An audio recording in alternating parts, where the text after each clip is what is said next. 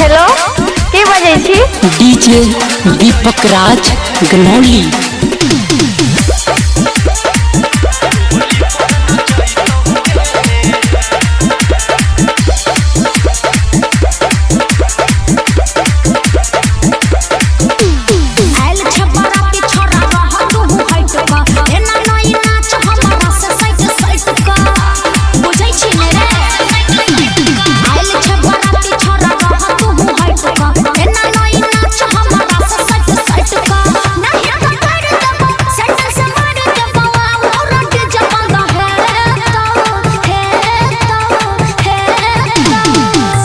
बोले ज्यादा हीरो नहीं बन भूख भूख ले जड़ लाइट चोली पबार तो गे चल जो जा छोरा छही बर दिया तोरा होली पर न चैत गे छोरा छही बर दिया तोरा होली पर न चैत गे छोरा छही बर दिया तोरा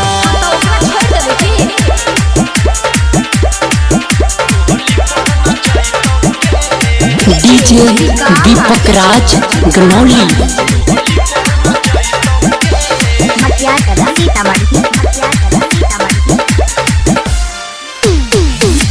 डीजे के बेस पही लाइले कमहदिया दूल्हा के मामा के छौ तोरे पर नजरिया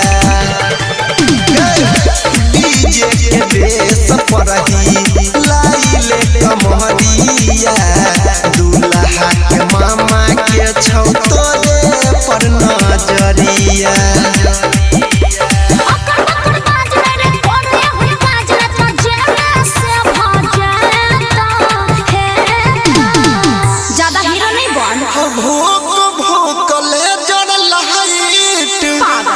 चोली पबार तो गे चल जो जा छोरा छही बर दिया तोरा होली पर न चैत गे छोरा छही बर दिया तोरा होली पर न चैत गे छोरा छही बर दिया तोरा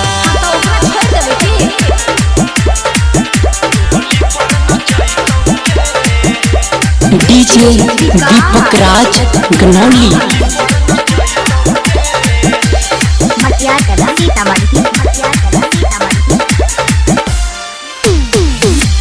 खड़ा नहीं कर छौरी छोरा तो भर के सहाटा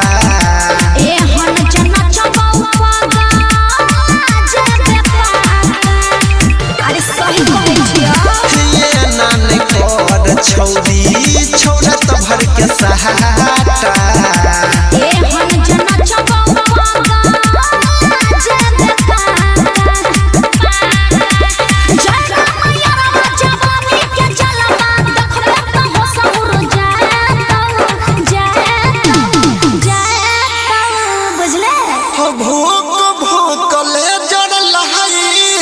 चोली पबार तो गे छोरा छही बर दिया तोरा होली पर न चैत गे छोरा छही बर दिया तोरा होली पर न चैत गे छोरा छही बर दिया तोरा। डीजे दीपक राज गनौली।